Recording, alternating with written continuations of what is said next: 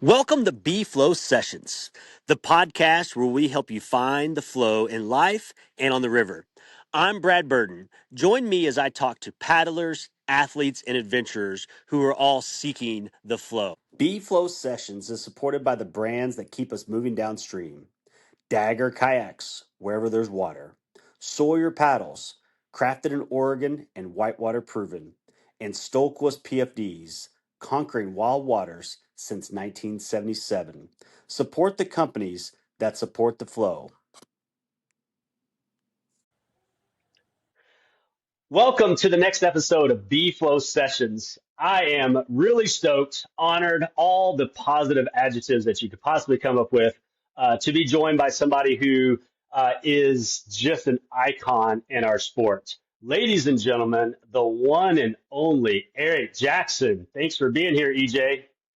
Good to have me here, Brad. Good, it's really cool. Sorry it's taken so long to get together, but I'm glad we're here. Just had a good big dinner at Emily and Nick's house, and ready to rock and roll.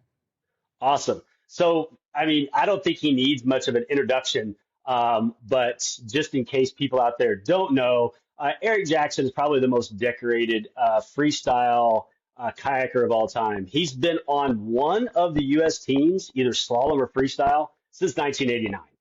Multiple world champion. He was the highest American finisher at the 92 Summer Olympics, has worked for Wave Sport Kayaks and then founded two kayak companies that we're going to hear more about. I'm not going to go into a whole lot of his bio because so many people out there already know, and don't want to hear from me. You want to hear from EJ. But before we do, I do have to tell a story. So back in the early 2000s, you used to have to qualify for professional freestyle competitions. And you did it by finishing in the top three over a calendar year, or maybe it was top five in three competitions. I think that's what it was. And the So expert. I had in the expert class, yeah. So there was like beginner, intermediate, expert, and in the expert division, you had to finish top five in three events over the course of a calendar year. And I, on the Coe Rodeo in May, I had finally gotten my third top five, and the next weekend was the Potomac. And I go to the Potomac, and it's my first competition as a pro, and I am behind EJ in the heat sheets. So I've got to follow the best kayaker in the world in my first ever pro competition. And for people who don't know, like when freestyle kayaking, they gauge the tricks based on how vertical they are. And there could be some subjectiveness there. Like, is it really vertical or is it not? Oh, it's on that line. Is it 45 or is it vertical? But when EJ goes, every one of his tricks are completely vertical. So when I go, all mine that are like maybe right there, they look flat.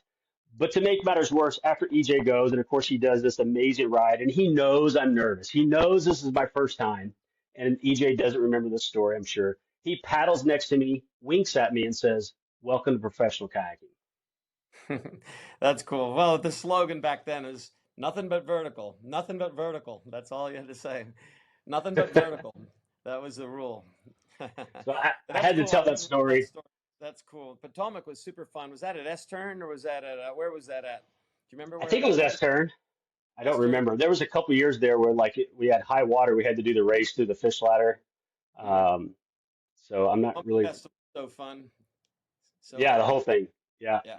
Awesome. Yeah, that's really cool.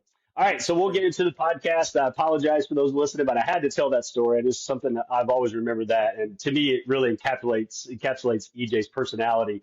You know, he's a supportive, but he's also going to kind of give you a hard time at the same time. So EJ, how did you find your flow in kayaking? How'd you get your start? I was really lucky that my dad was all about doing adventure stuff. He was in the 82nd Airborne. He was an engineer at Piper Aircraft, and then a bunch of the test pilots invited him to come whitewater canoeing, and we lived in Lock Haven, Pennsylvania. I was 6 at the time, and he bought a Grumman canoe and invited me. And I was afraid at the time. We'd go to the fair, and I was afraid of the roller coasters. So I was like I don't know. My question to my dad was, so how fast do they go? He goes, I don't know, maybe 5-10 miles an hour. And I was like, what? That's nothing. Yeah, I'll go. And sure enough, I wasn't afraid of whitewater canoeing. It was cool. It was like, man, those stupid like rides at the fair, those were scary. But this 5 mile, 10 mile an hour. That's nothing. Anyway, so that's how I started. And it was my first ever whitewater canoe trip was an overnighter on the Grand Canyon of Pennsylvania, Pine Creek. And everybody was saying how, wow, he's doing so good. He's not afraid or whatever. And this dude, Wilford Kling, had a homemade kayak, was paddling with us. Everybody else had canoes, and he was one of the test pilots. And I talked him out of he had his homemade kayak. And I talked him out of his boat on a couple of the easier rapids, only 6 years old. And I'm like, oh, and I'm like, man, this is awesome. And it was just one of those things where that trip like was amazing. Dad, when are we going to go again? And we only went like a few times a year, and we did that for a while. But I was a whitewater canoer, and if anybody asks, like kayaker, really. And Right. then, but then we moved to Florida from age 10 to 15. I lived in Florida. We didn't have Mm. whitewater down there. That's when I got into bass fishing. Whoa. Anyway, Okay. so that's where the bass fishing came from. My next door neighbor was a pro bass fisherman. Anyway, different story. We're talking about whitewater here, but It's all about uh, flow. So. yeah. But then yeah, I was in the flow on the bass fishing too. But we would go to the coast. We literally go to Cocoa Beach in a Grumman canoe and paddle out through the waves and surf the waves in. It was like the most dangerous thing of all time. Like, I'm surprised we didn't kill anybody because we'd turn sideways and the thing would be tumbling in this aluminum canoe and wiping Oh people my out. gosh. But anyway, we were told we weren't allowed to do that anymore. That was Florida. But then the engineering department was getting canceled at Piper Aircraft. They were having issues, whatever. My dad was like, we're going to move to New Hampshire where we can go skiing and kayaking or canoeing is what he said. And so we moved at age 15. And within the first week, my dad and his buddy went whitewater canoeing without me. I still don't understand that story, like how I wasn't there. And they wrapped the canoe around the rock because I wasn't in it, obviously. And and the canoe's gone. So that week we went to Wilderness Outfitters in Manchester, New Hampshire. I'm not sorry, not in Amherst, New Hampshire. We go in, and there's these red and white kayaks on the surface and hanging up. And I was like, Dad, we're getting those. Mm. And we bought two Lettman Mark IVs, Old Town Lettman Mark IVs. They're 72 Olympic slalom racing boats, but Old Town bought the mold. This is in 79. 7 years later, and we bought those kayaks, and that's when we started. And what's funny, the very first time it was 3 feet. This is in the winter time. Well, it's March. It's 3 feet of snow on the ground. We had a big snow year that year, and we show up to the Salhegan River to the put-in, and we've got my dad's Oldsmobile Cutlass S with two brand new kayaks on the top, and we had our orange like strap-on life jackets, down coats on. We're ready to rock and roll in our kayaks. And we pull in, and these other kayakers come, and we're like, oh, and they were like, are you going kayaking today? We're like, yeah, can we join with you guys? And they're like, do you have your rating cards? And we're like, what's your rating card? And like, well, we're the Appalachian Mountain Club, and if you don't have a rating card, you can't join us. And we're like, we're all deflated, and we're literally tying our kayaks back on. And then all of a sudden, these other dudes come in and start doing donuts in the parking lot.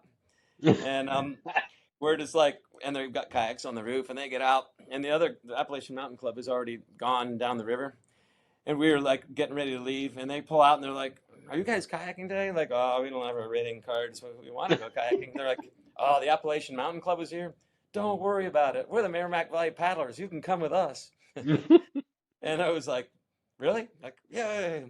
So we went on the Salhegan River, and it was just like, I don't know, it was our first time in whitewater since 5 years earlier when we lived in Pennsylvania, and it was super fun. We didn't tip over or anything like that, but it immediately we were just like, we knew we were whitewater kayakers and canoers. We just hadn't done it in 5 years. Now we're like in, and every single weekend from then on. Anyway, that's where the flow started. Literally, Yeah.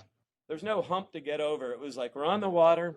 And one of the first thing that happened was we're in an eddy, like we're in the put-in eddy, and this guy paddles up to a little drop and puts his bow. These are, 13-foot boats. Puts his bow in, and the water hits his bow and goes all the way up over his spray skirt. And he's like, not doing an ender, not doing pop, just water is like rushing and hitting his chest. Not his chest, this is his belly. And I'm like, Yeah. what? And I go and do that, and I'm like, holy shit, this is unbelievable. Anyway, that's when I got hooked on kayaking, and it was from that moment forward, it was like no question. This is like I'm a kayaker, and this is awesome. Anyway, Was your next step then to head to the DC area? Is that how you kind of got started in slalom? I mean, I started slalom in '84, or 5 years later. So what really happened was, so that's the spring. Um, and we came in, all of a sudden we got a pool session. Out of 40 members in our club, one guy knew how to roll, Bob O'Neill. So there's a club, Merrimack Valley Paddlers, 40 members.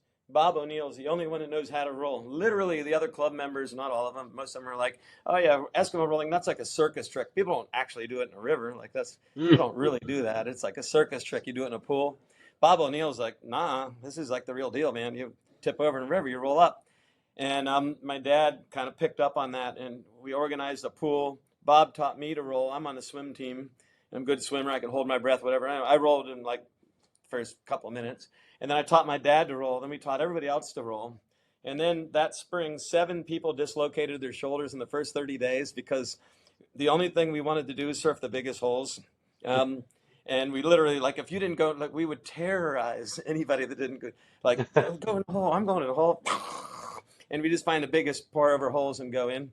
Anyway, it obviously we didn't know what we were doing exactly, but Bob O'Neill asked if I could go to the Kennebec, and the Kennebec River is class 5, and it's not really, but they call Magic Falls class 5. It's class 4, but whatever. Um, and my dad became president of the club instantly because he organized the pool, whatever, and he had a house that he would have meetings in. So we get to the club meeting, and Bob O'Neill's like, I'm going to take EJ to the Kennebec River. And all the other club members like, no, you're going to kill him. He's only 15 years old, and blah, blah, blah. And eventually they literally having a meeting, and my dad is, okay, he can go. And then Bob's like, oh. And I go to the Kennebec, and then Tom Rogers, Action Photography, sees me, and he says, I'll give you a job on the Kennebec this summer. You come back, I'll give you a summer job as a whitewater photographer. You paddle the river every day, you take pictures for me, and I do the photos for Maine Whitewater, Eastern River, Kennebec Dories, blah, blah, blah, a bunch of different companies. You take the photos, develop them or whatever, we sell them to people, and that was my deal. So I went to the Kennebec, and I paddled every single day, and all of a sudden, I'm now like a really good kayaker, and I'm doing all the Right. hardest stuff immediately. So that was kind of I knew I was the best kayaker there, like, but I was the big fish in a little pond. Like, I didn't know Right. anybody anywhere else. All I knew was like nobody else is surfing this hole and doing enders here and blah blah blah. Anyway, that's where I really got my confidence and was just like, I love kayaking, and seems like I can do a lot of cool things in my kayaks that other people can't do. Hmm. And all these years later, you still do things in a kayak that a lot of people can't do. What about flow guides? Who were your first mentors? I mean, you mentioned some of the people there, but maybe, let's move on to getting started in slalom. You've been a mentor to so many people, but, once you got real serious and competing, who were your Yeah. mentors and flow guides? Well, obviously, I mentioned Bob O'Neill was the first guy because he's the guy that could roll, taught me to roll. So he's number one. He's the first guy to get me in and go. So without him, I don't know what would have happened. That's number one. '84, I moved to DC. I did a race and whatever, and I wanted to be on. Real quick backstory. I'll try to make it as quick as I can. This dude, Take your time. Hank Thurburn, which I didn't know who he was. I'm taking photos at the Three Sisters, back when it was called the Three Sisters. By the way, I named it the Big Mama when it flooded, but anyway, whatever. I'm taking pictures at the Three Sisters, and this guy has a USA patch on his paddle jacket, this short, and he's all red, white, and blue, and he's in his Mm. funky little slalom boat, and he's zipping around on the top wave at the Three Sisters, just surfing. And clearly he was in an ender position forever, and I'm like, ender, ender, like, why is he not endering? And then he paddles away, and I'm like, oh, he had it for like 5 minutes. He could have entered. He didn't enter once. I was so confused. But anyway, I was also confused about the USA, and I eventually caught up to him down at the bottom of the river, and I'm like, what's with the USA? He goes, I'm on the U.S. kayak team, and I'm like, what? There's a U.S. Yeah, there kayak is. team?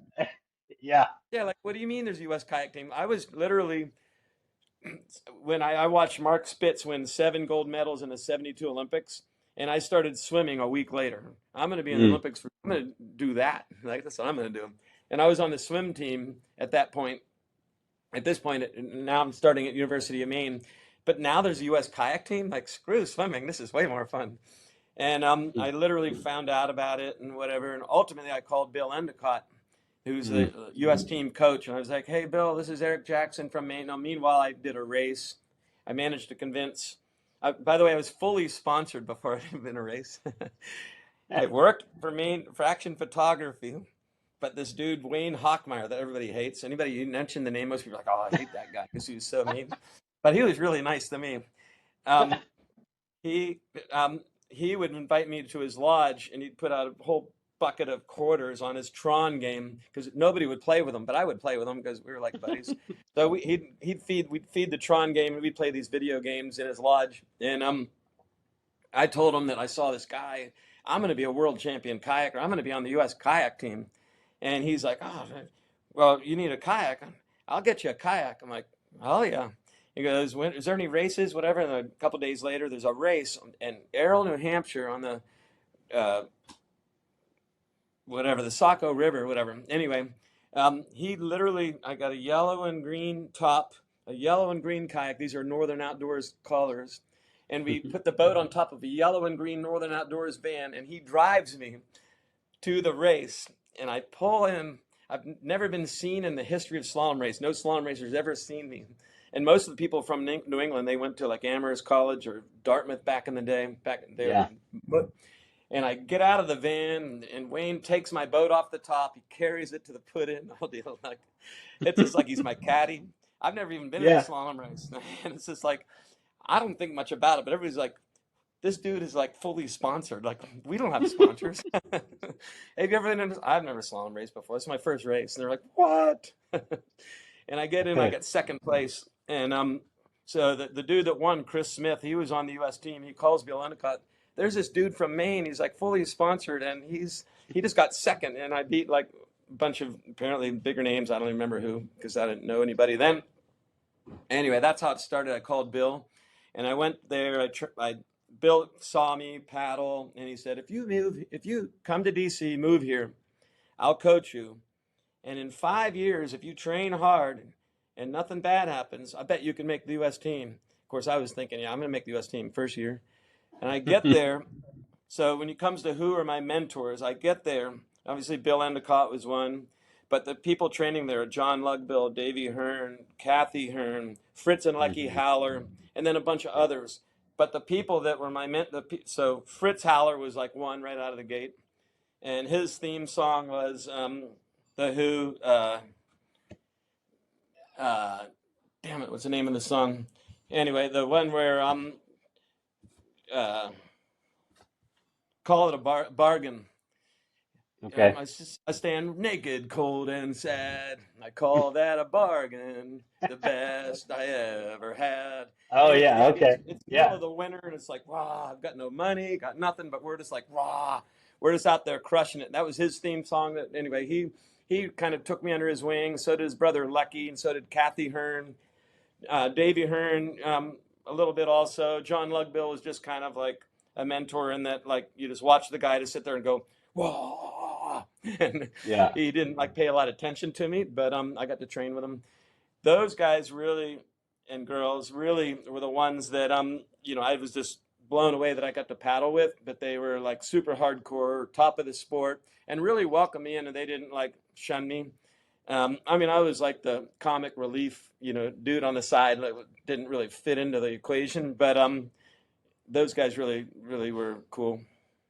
And then you make the 1992 Olympic team. You end up being the highest finisher of all the American paddlers. I mean, people like Scott Shipley's on the team.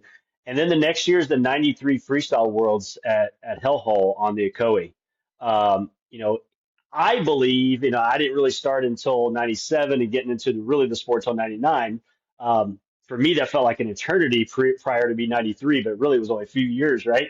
But I really believe that 93 Worlds was kind of like pivotal moment in freestyle kayaking, or maybe when it really became freestyle.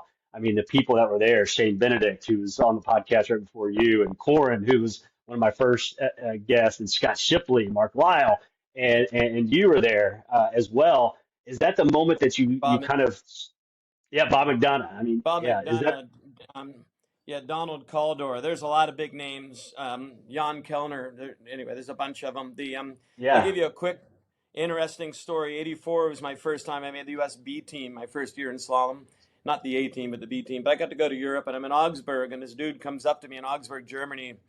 German guy, obviously. Jan Kellner. Kellner comes up to me and he goes, "Are you Eric Jackson?" I'm like, "Yeah." You do rodeo kayaking. Now, how a dude from Germany knows I'm a rodeo kayaker? He does. Now, the reason, because, well, I basically won any rodeo that I competed in, '84, '86, whatever. Like, that was people, I was a rodeo paddler doing slalom, basically.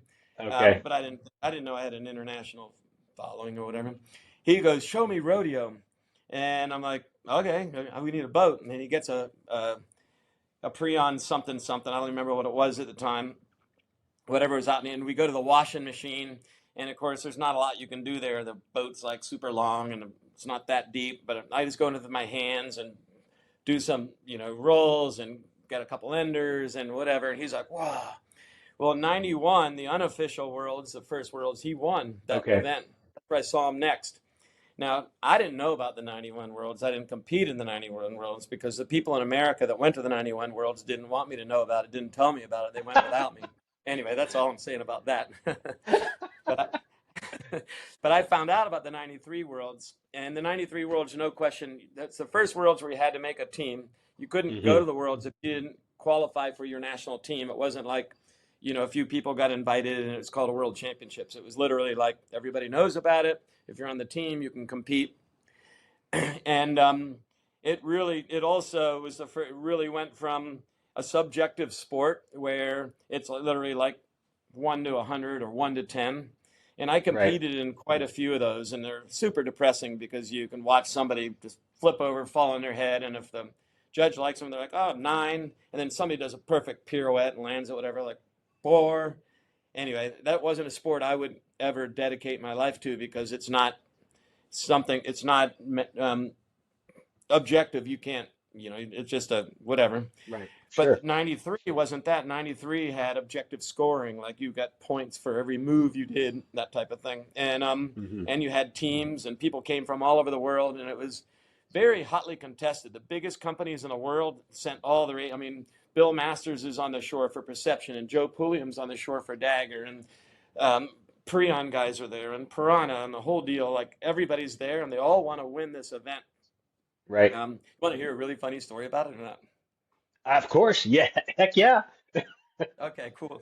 The, so the boat we're competing in. So before I got there, Corin calls me. Corin lived in my house. His first place that not he lived in maybe in the southeast for a little bit, or maybe not. Maybe the first place was my house. I don't know. I think it was Davy Hearn's house and then mine. He lived in my house for like a month, whatever. So we got to be good buddies. We got to run Great Falls every day and whatever. And super cool. But he calls and he's like, "People are getting like 10 ends in a minute now. Like it's like this isn't like the old rodeo, man. You're gonna have to like come here and train and blah blah blah." And my line at the time is, "It's not the boat, it's the motor. Like forget Right. boat design. Put me in a boat, man." I'm like, "It's not the boat, it's the motor." That literally was my mantra. And I show up in my Dagger Crossfire um, for the first time, and I go there and I'm like, "Holy shit! I can't compete against the Hurricane. I can't compete against um, the Acrobat and whatever." Hmm. And Mark Lyle calls me and he's like, "Hey, I'm working on a boat, and you have any input?" And I'm like, "Yeah, it needs to be short and low volume and blah blah blah." I didn't have a lot of input, just whatever.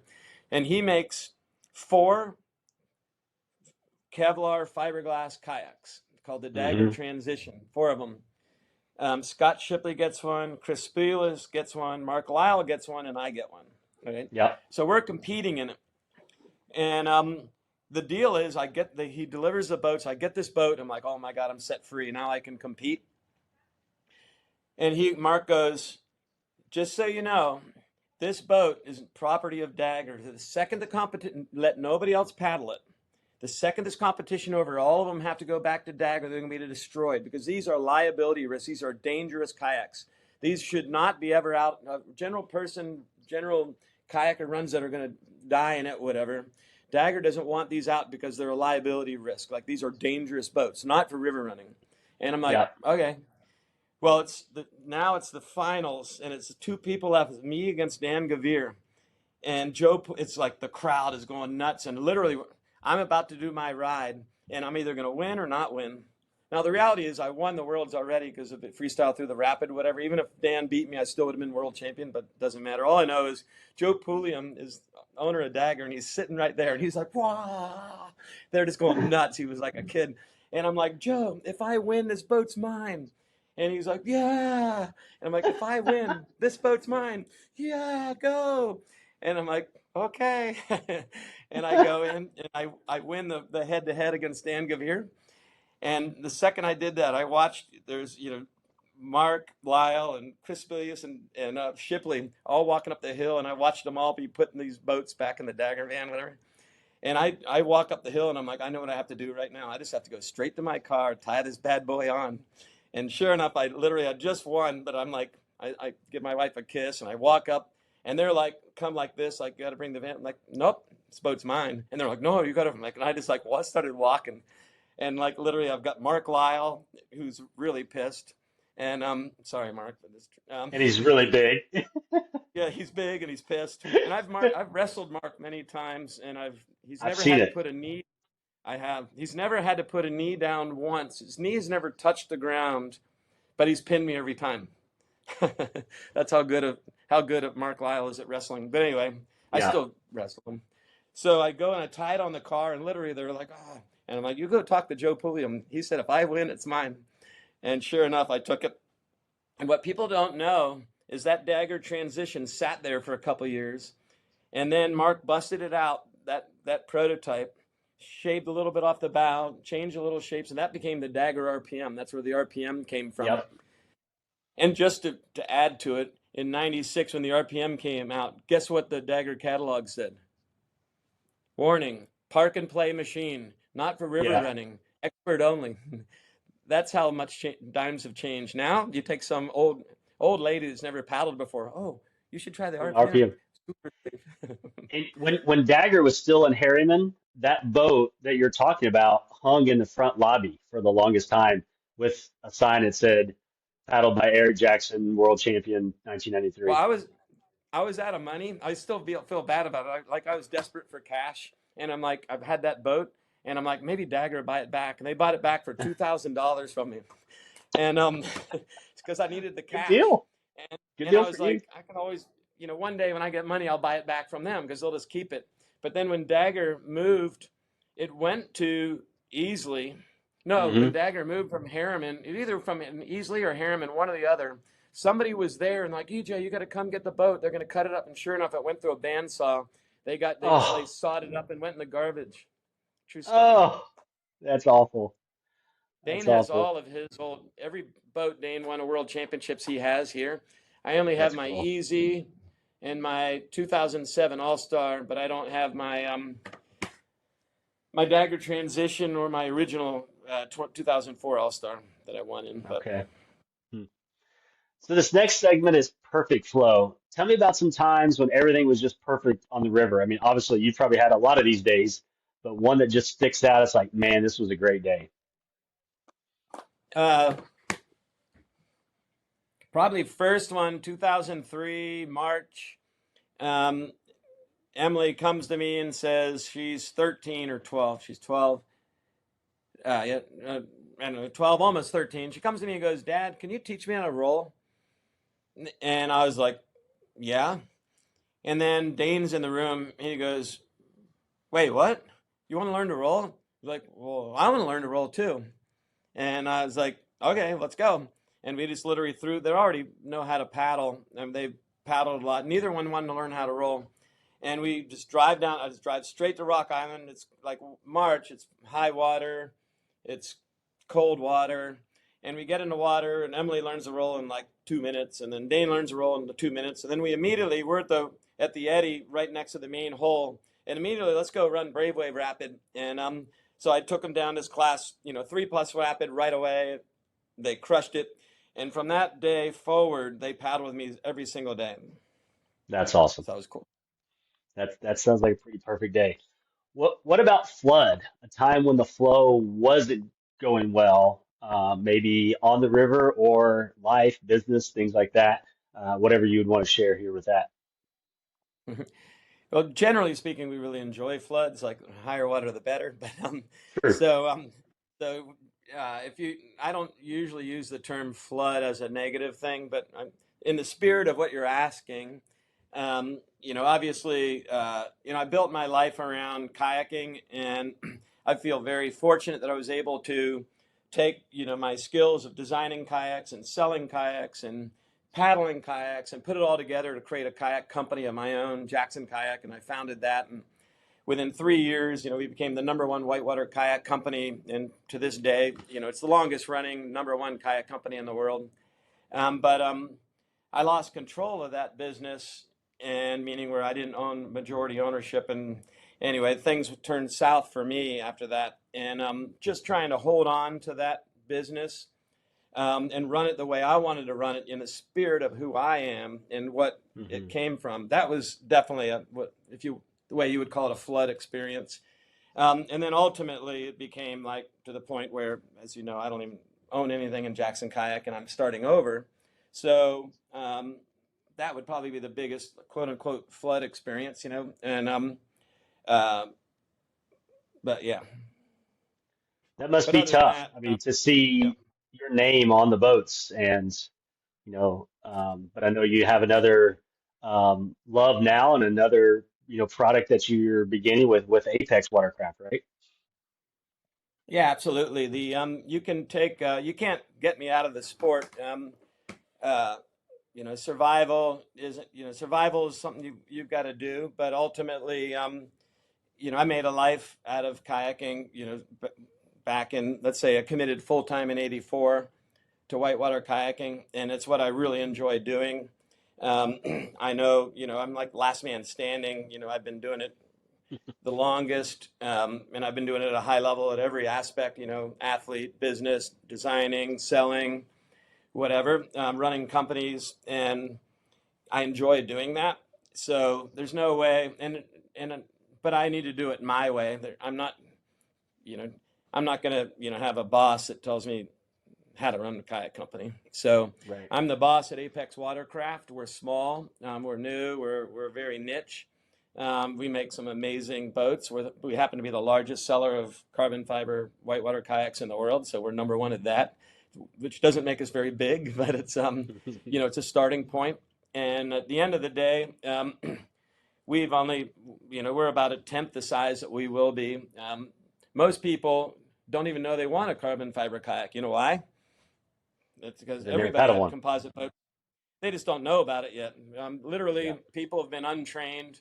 They've been trained about plastic. In the '84 Koei rodeo, plastic was still about 50% of the market at that point. It really kicked in, about 1980, where it really started kicking in, with the Mirage, and then by the time '83, the Dancer or whatever. Literally, my winning move was to have a big flat rock in my life jacket and go into double trouble back when it was a hole on the Koei. And I'd take the rock out, and while side surfing the hole, just like slam this rock on the front of my boat and go, plastic, plastic. And people were like, whoa. They thought it was the coolest thing. I won. I won $2,000 for that. But anyway, Wow. um, so plastic was a huge addition to whitewater kayaks. But the loss of composites is, and back then it was fiberglass, Kevlar, polyester, even vinyl ester resin. Now it's high impact epoxy, foam core, carbon. Advanced materials are much better. People don't know that they want a carbon boat. The second, all you do is pick up one of my boats. You pick up a 9 foot, 80-gallon ringer, and it's 23 pounds. And you're like, what the hell? And then you get it on the water. Anybody who says I don't want that boat hasn't picked it up and hasn't paddled it. You're on the boat and on the water paddling, and you're like, "Oh, I wish this boat was twice as heavy." Like it never happens once. Now Right. the only time you're like, "Man, I wish I had plastic," is when you're going bam, bam, and you're on a super manky run. You're like, "Man, I wish I had a plastic boat." I feel the same way. There will always be a place for plastic, no question.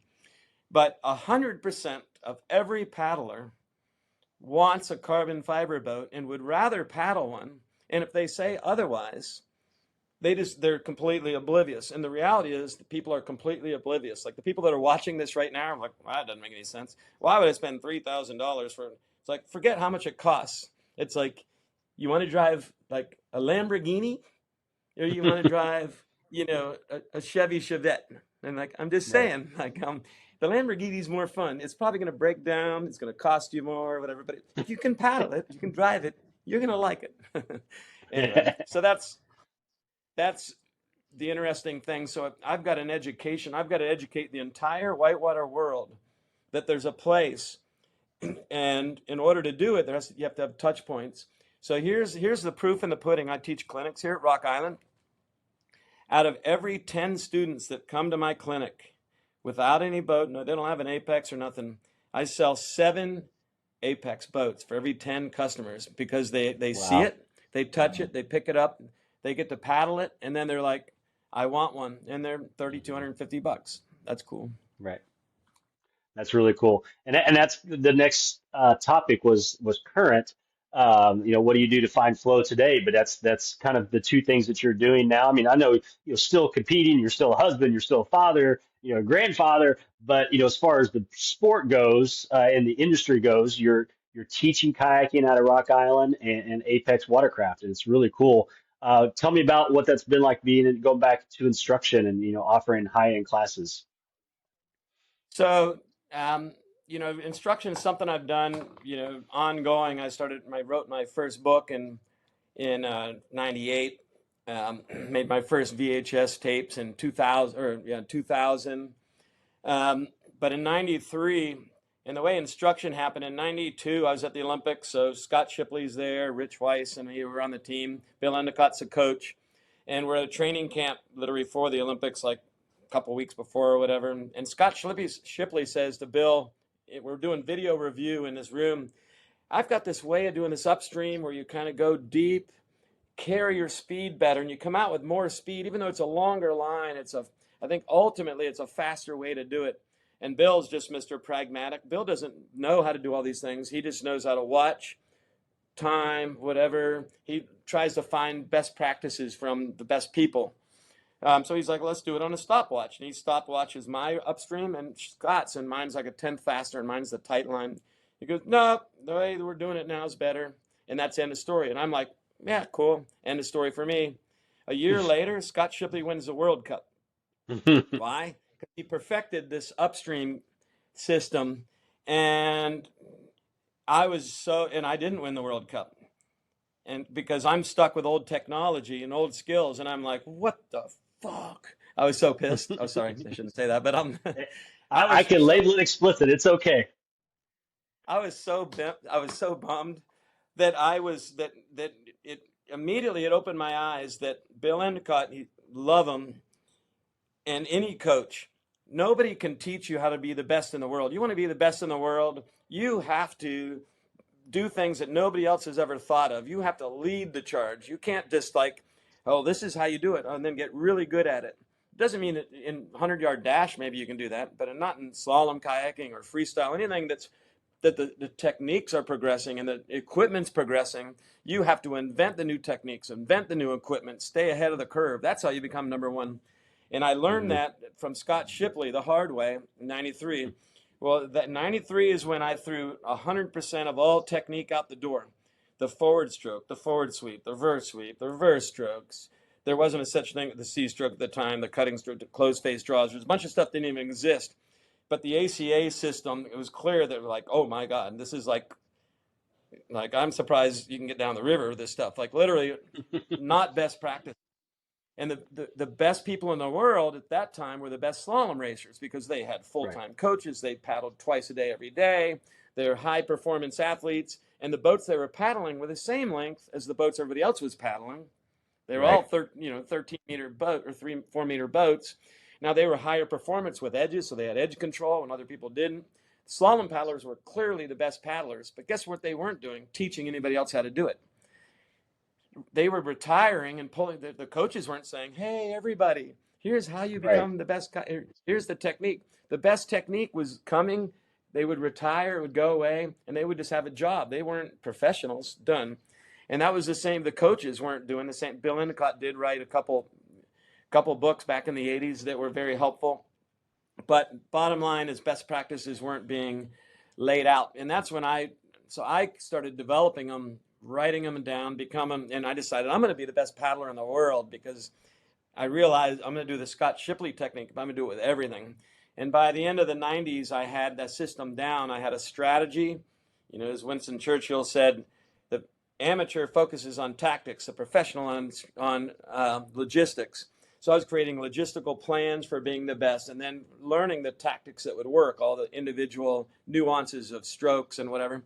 And strokes and concepts is the first thing that came out of it. And I felt like I should be telling everybody about it. It wasn't even for money originally. It was just like, how come people like me need to know it? And I wrote it in a book and put it out there. And sure enough, I got paid, Stackpole Books picked me up and published my book and whatever. And I got an advance of $5,000. And I'm just like, I got $5,000. It's like Wayne's World. I was so fired up. Yeah.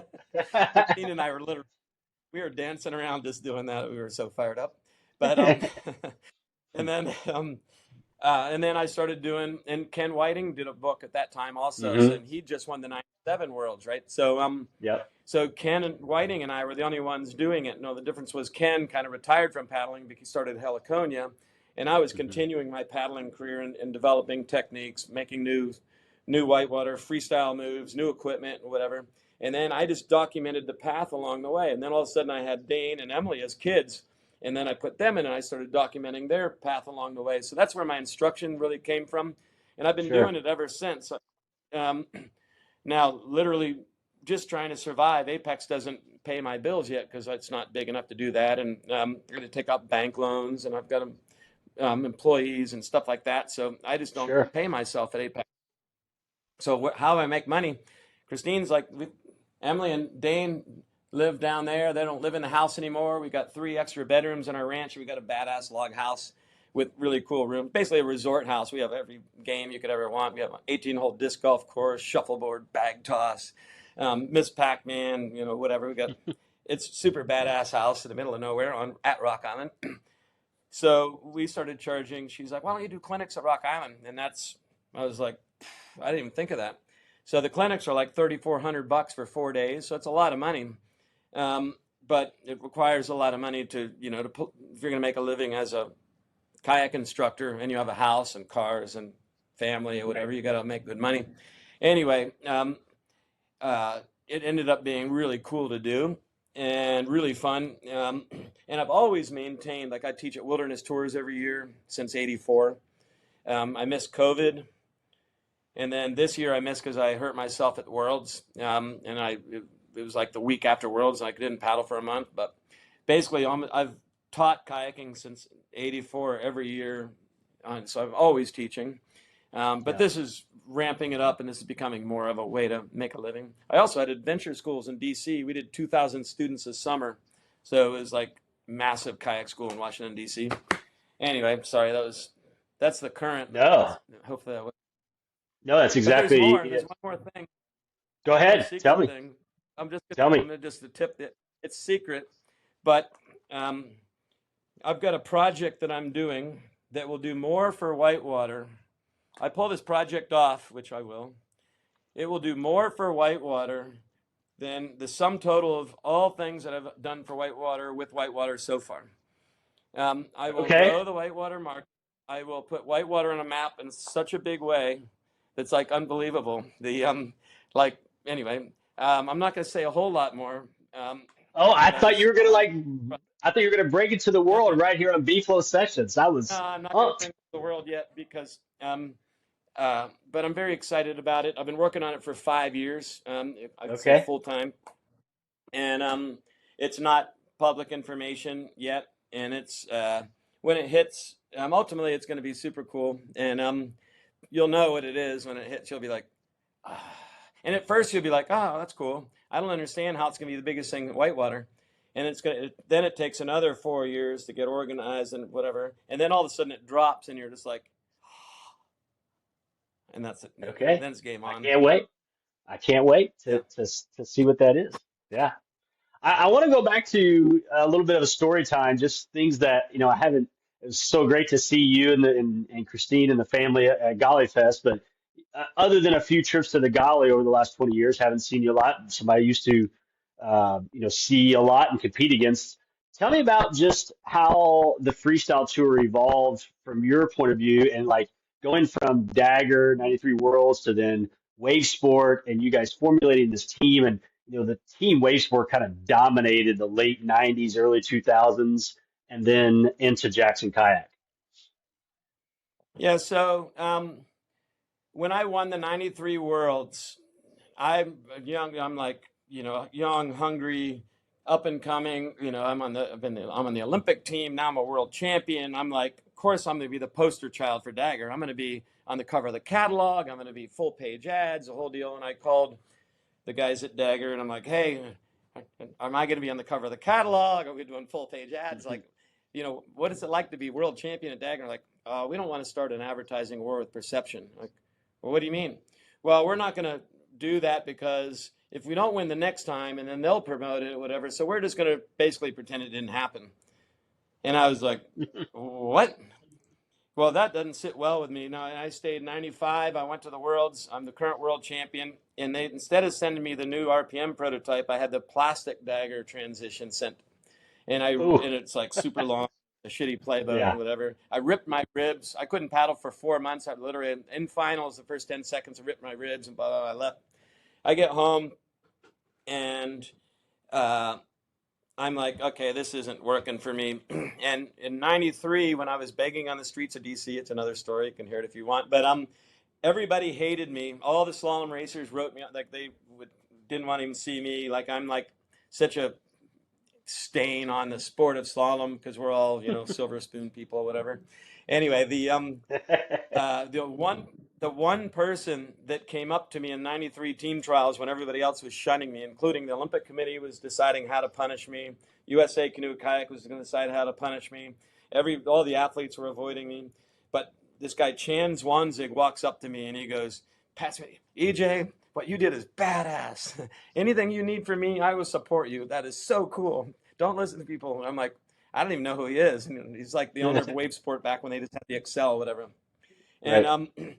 2 years later, after that experience at Worlds, where I'm the world champion, and they didn't bother to send me the proper boat, I called Chan. I'm like, hey, man.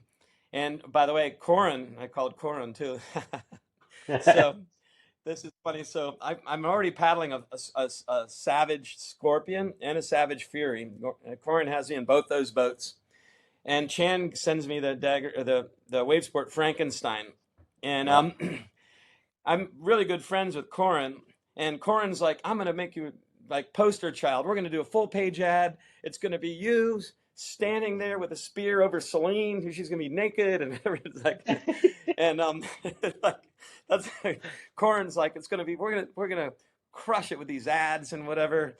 And I'm like, okay, and I'm married with kids, and then Chan's doing the same thing, and Christine and I are deciding, like, what do we do? Do I go to Savage or Frankenstein or to Wave Sport? And no offense to Corin, but it was kind of like, I think we got more potential future at Wave Sport. I think that's a better long-term potential for us. So sure enough, we Well, went and to Wave can I Sport. interject there? Yeah. If you would have went to Savage and then later, let's say Riot, that was always going to be Corin's company.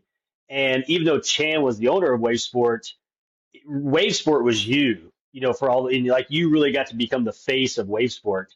Even though it wasn't necessarily your company, but you were the face of it. Yeah, there's no with Corin and I have a lot of similarities in that we both know how to build a team and we both are visionaries and we both want to push.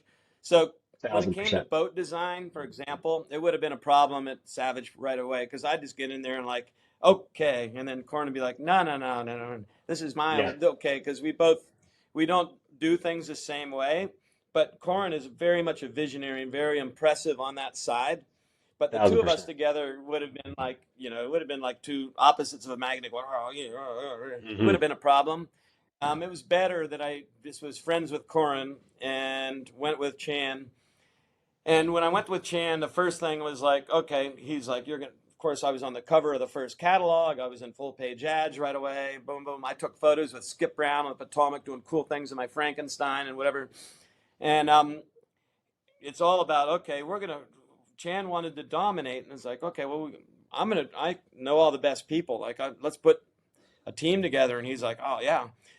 And my instructors, just my instructors at adventure schools was John Trujillo, Sam Drivo, Eric Southwick.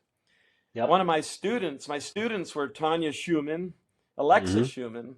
They were literally 18-year-old blondes that took a beginner class. And then there was this 51-year-old dude that couldn't carry his boat up the hill, and he was all depressed. He put his boat down. And the two blonde twins in bikinis run down and give him a hug and kiss, like, you can do it. And he, whoa. And I'm like, you guys get to take classes for free from now on. You can just keep doing what you're doing. You don't have to pay for classes. And then they started dating the instructors, whatever. Then they got married and whatever. But anyway, that's where a lot of team wave sport came from, right there. That's cool. And then it came. Then Dan Goodyear came, and I just kept putting the pieces together. Chan brought in Erica Mitchell and Billy Craig. Yep. Then we had Jimmy Blakeney and Erica Mitchell, and we put this team together. Um, One by one, Jamie Simon, Jamie Cooper, and we just had this. Our goal, we had one goal. Here's what we do, guys. We go to events, we completely dominate, and we have the most fun, and then we leave, and then we go to the next one. Now, why is that cool? Now, at that time, creek boaters were. Now, by the way, we're doing all kinds of badass creeks and everything too. But creek boaters, that play boaters had all the sponsorship. Why? There's no social media. There's no GoPros. There's no nothing. How do you Right. sell boats in where there's people around? So big events, lots of people, interact with the people, show them how good time it is. That's how you sold boats. And it was play boating that did it. It was freestyle that did it. If you're out Yeah. creek boating, you're in the middle of nowhere. You're all by yourself, and nobody knows. It's like, oh, I ran this awesome waterfall. Oh, cool. No Yeah. photos? No. Anyway, um, Yeah. so that team, we literally are. It's like the rule is do not. Sorry, but there should be. They're better.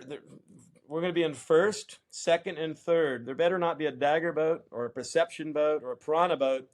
If one's in front of you, that's on you. That's your but it was done in a very fun way. Like we weren't like we were just out having a great time, but we had a great team and we trained Hmm. together and we like had nuances and then we kept designing the best boats. Of course, did the X in '97, came out in Yeah. '98, then the Triple X and then the Fort Play and then the Easies or whatever. So we tried to keep the boats ahead of the competition. The competition was trying to keep up, and we would design them faster. Like so, but then everybody designed them faster. So everybody designed a new playboat a year. Right. And then I carried it anyway. Then Wavesport got bought out. Chan sold it in 2000, 99, and then I was under Andy Zimmerman, but he was so busy that he didn't have time. I'm like, don't worry about it. I got Wavesport, and we took Wavesport from $1.5 million in '99 to $5 million in 2002, and like just grew it really fast. But then he had time to like figure out what was going on. He's like, now I'm going to tell you what to do. Mm. And then uh, I wanted to design a boat for Dane, and I did. Dane has it hanging on his room. It was called the Ace 2.1, and Dane's paddling this super ghetto prototype. It's got a yellow cockpit rim welded on an orange boat. I did it myself. It's super ghetto because I just thought it was a one-off. But then they're like, no, we're not going to put it in production. It's like, I got a son that paddles. He's crushing it in this boat. This is a super ghetto boat. There is no other boat out there. So either you make this boat or I have to go make him a boat somewhere else. And if I have to make him a boat somewhere else, well, obviously I'm not going to be here. And that's what happened. That's where Jackson Kayak came from. And then we did the That's same thing. Let's put a new right. team together. So we just started a team, yeah.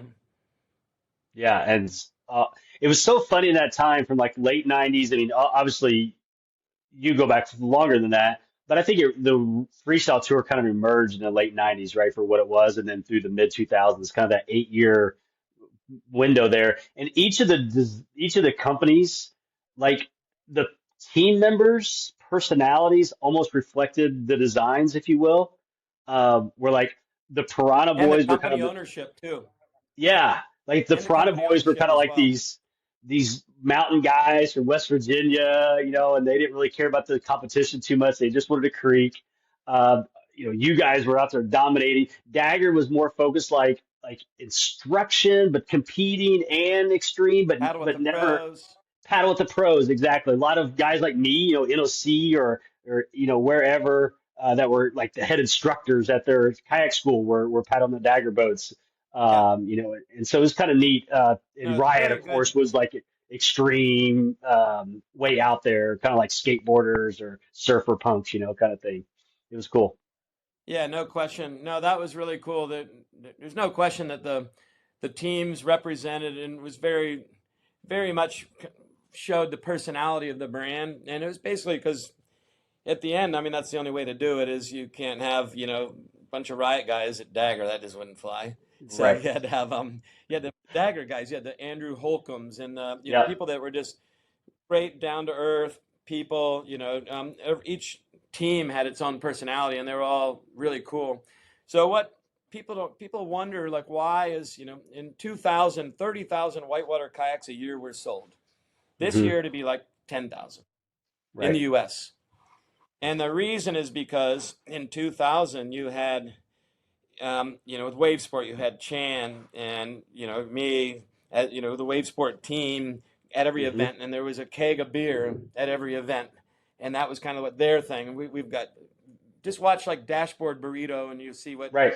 wave sport team Yeah. is about. And the Dagger guys were there, and they're doing instruction, and they're doing different things, and everybody was trying to outdo everybody at every event. So every event had a lot of fun stuff to do that was going on. So and not to mention that the companies were all putting in cash into the events. Right. We're sponsoring the events. Today, there's no like, Jackson. You go to a freestyle competition and it's 100% Jackson kayak. Now, my Right. goal, by the way, that was my goal way back. Literally, my exact words when I started Jackson kayak is How do you know your? I had two goals. Goal number one, I wanted the I wanted to get a knock on the door by the trust saying that you've got with an antitrust guy saying that you have a monopoly on kayaking and we're gonna have to break you up. Mm. I want to be that was one goal. I want to be so successful that we have a monopoly, right? That never happened. But the other one was my goal is to have people tap out, meaning like we're gonna design kayaks so fast, we're gonna just keep redesigning and make it a better kayak that even if they want to, like, oh, we'll make a new one, we'll just leapfrog it right away. And Troy was like, we just can't do this more. I just give up. Not seem Hmm. like a cool when you're literally in the mix and you're the underdog. That's a good goal, right? It's like Right. you're an underdog. You got all these huge companies.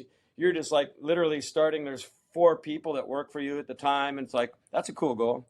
Well, obviously Jackson Kayak pulled that off in freestyle kayaking. You go to any freestyle competition, and it's 9 out of 10.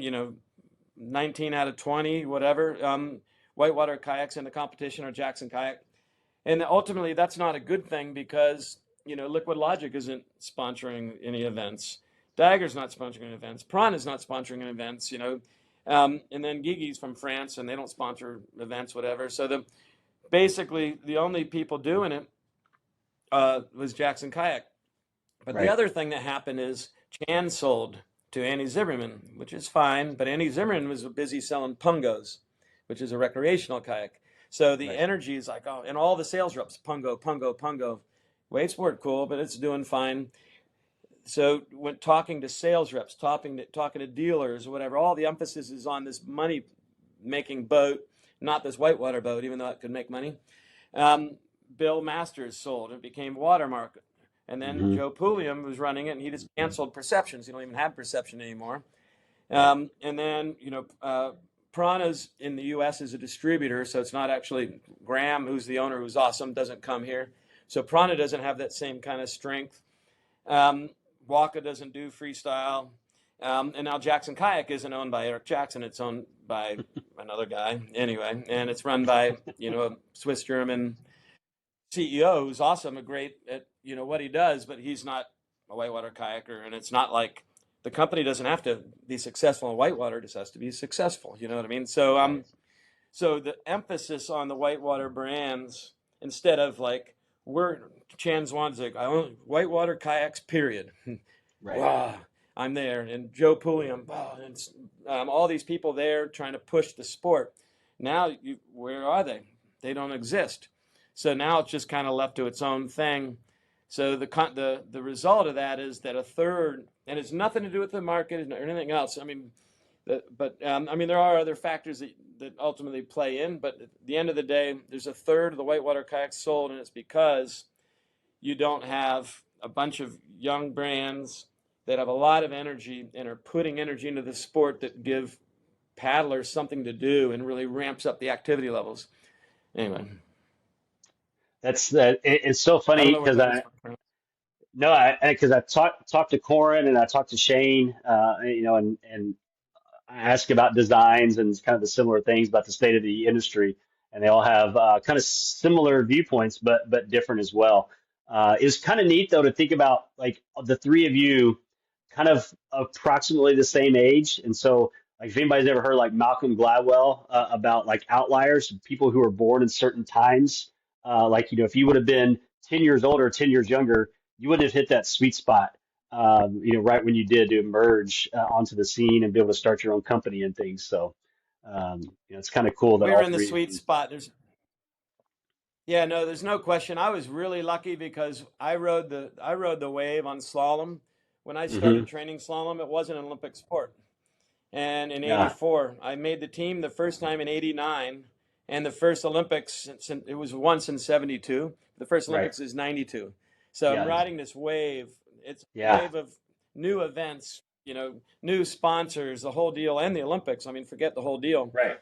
If you're a slalom racer now, that basically USA Canoe Kayak, when I was on the Olympic team, had a budget of like $2 million a year. USA Canoe Hmm. Kayak went out of business. ACA Slalom has a budget of what, 100,000 a year? I don't know. Anyway, I rode that way. I was very lucky. That was the right time, and went 93 worlds, and then by the time 97, 98, 99, freestyle kayaking, Yeah, 100% the evolution of the sport in the 90s. Evolution from a design standpoint, company involvement, money in the sport, interest in the sport, TV. I mean, Gorge Games. I was right. in the Gorge Games. I know you say I'm like my decorated for freestyle, but don't forget the creek racing Oh, you were, and those yeah, creek race yeah. wins. You, oh, for sure. You were impossible to beat at a creek race. I know firsthand.